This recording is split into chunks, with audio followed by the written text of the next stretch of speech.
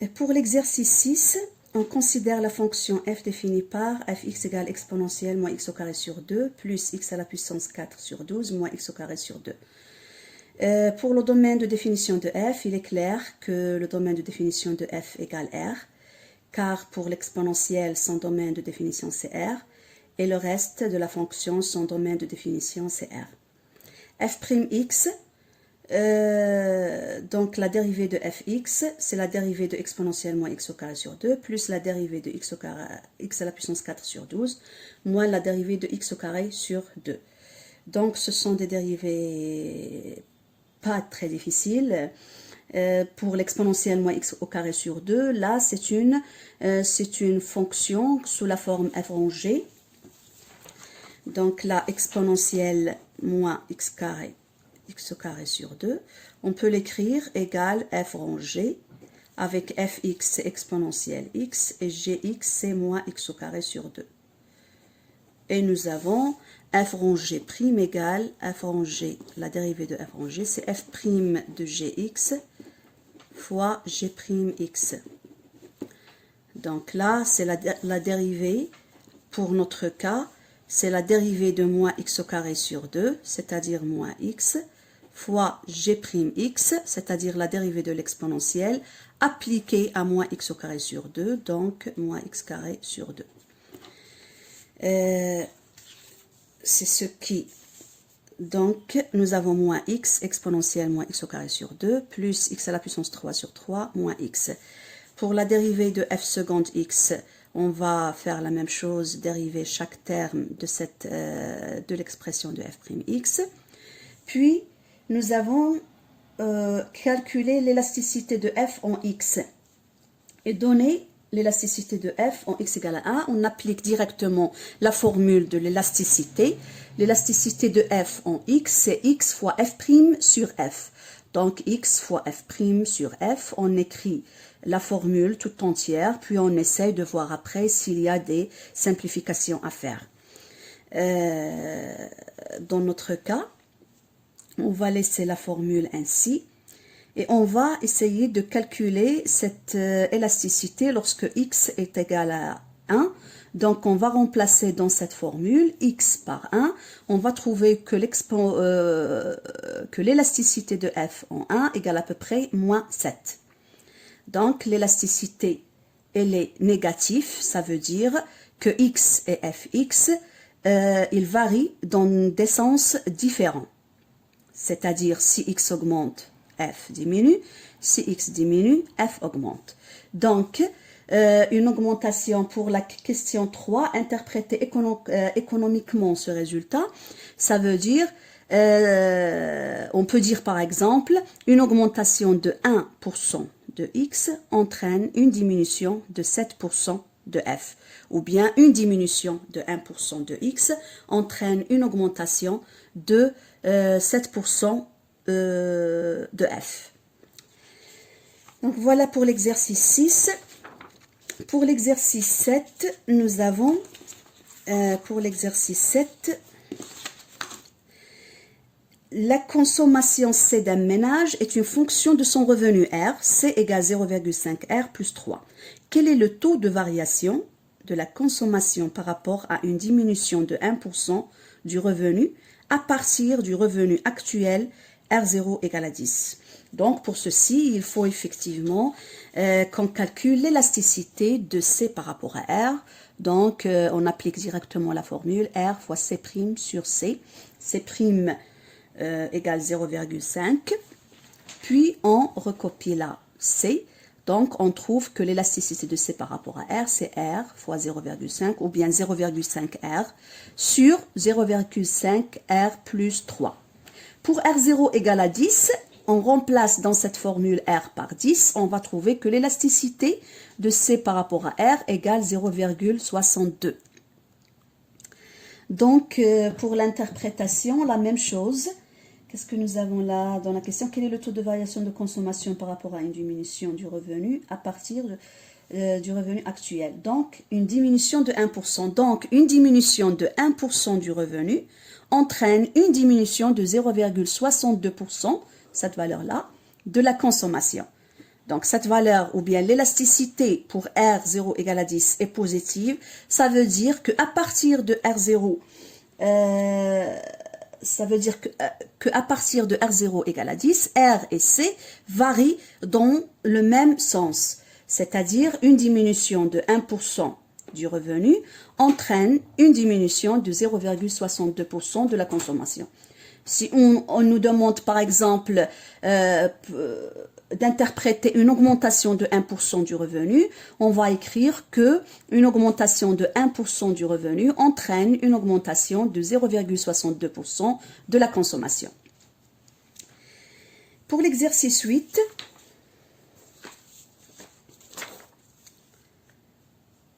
voilà, on considère la fonction f définie par fx égale ln de ln x. Déterminer le domaine de définition de f. On a déjà répondu à la question 1 dans l'exercice 1 de cette série. Je vais répéter quand même, en résumé, qu'est-ce que nous avons dit.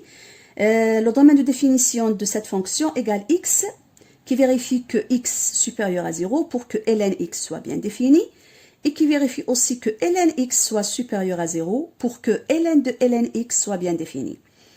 Et df égale, on répète la même chose en remplaçant la ln x supérieure à 0 par son équivalent, ça veut dire x supérieur à 1, ln x supérieur à 0. Si on fait entrer l'exponentielle de chaque côté, on va conclure que x il est supérieur à 1. Donc, le domaine de définition de f, c'est l'ensemble de x qui vérifie que x, il est supérieur à 0 et en même temps supérieur à 1. Donc, on prend l'intersection des deux intervalles, c'est-à-dire 1 plus l'infini. Donc, le domaine de définition de f égale 1 plus l'infini avec 1 non inclus.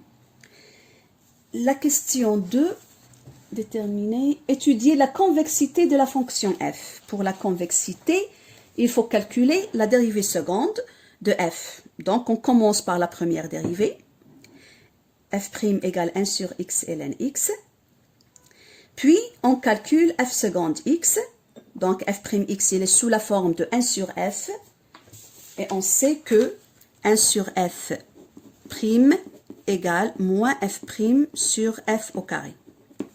Donc là, la dérivée seconde de f égale moins x ln x prime sur x au carré ln x au carré. Et après calcul, on va trouver la formule suivante de f seconde x. Donc, f seconde x égale moins 1 moins ln x sur x ln x au carré. Et ce qui nous intéresse pour l'étude de la convexité de f, c'est le signe de f seconde. Est-ce qu'il est positif ou négatif? Donc là, pour le dénominateur, il est toujours supérieur à 0, ça c'est clair. Pour moins 1 moins ln x, là, nous avons x supérieur à 1. Donc, ln x, il est supérieur à 0. Donc, moins ln x, il est négatif. Donc, moins ln x est négatif. Donc, moins 1 moins ln x est négatif. Et par suite, on peut conclure que f seconde x est toujours inférieur à 0 pour tout x appartient au domaine de définition de f. Et d'après une propriété dans le cours, f seconde x inférieur à 0 si et seulement si f est concave sur l'ensemble de définition de f. Voilà, et on conclut que f est concave sur df. Pour l'exercice 9, on considère la fonction f définie par fx égale x moins 1 ln de x moins 1. Déterminer le domaine de définition de f. Donc là, pour le domaine de définition, il est clair que il faut que 2x moins 1, ce qui est à l'intérieur de ln là, il faut qu'il soit strictement supérieur à 0. Donc on peut écrire comme ça par exemple, df c'est l'ensemble de x appartenant à R, qui vérifie que 2x moins 1 supérieur à 0. Donc ça veut dire x il est supérieur à 1 demi, c'est-à-dire df c'est l'ensemble 1 demi plus l'infini avec 1 demi non inclus. Puis la question 2, calculer f' et f seconde. Donc f'x, donc fx égale x moins 1 fois ln de x moins 1, c'est le produit de deux fonctions. Puis pour la dérivée de ln de x moins 1, on applique la règle qui nous donne la dérivée de la composition de deux fonctions. Donc, on trouve f'x égale ln 2x moins 1 plus 2 fois x moins 1 sur 2x moins 1. Là, on fait très attention, on ne peut pas simplifier ici. Là, c'est 2 fois x moins 1 sur 2x moins 1. Le numérateur là est différent du dénominateur. On peut écrire ça par exemple.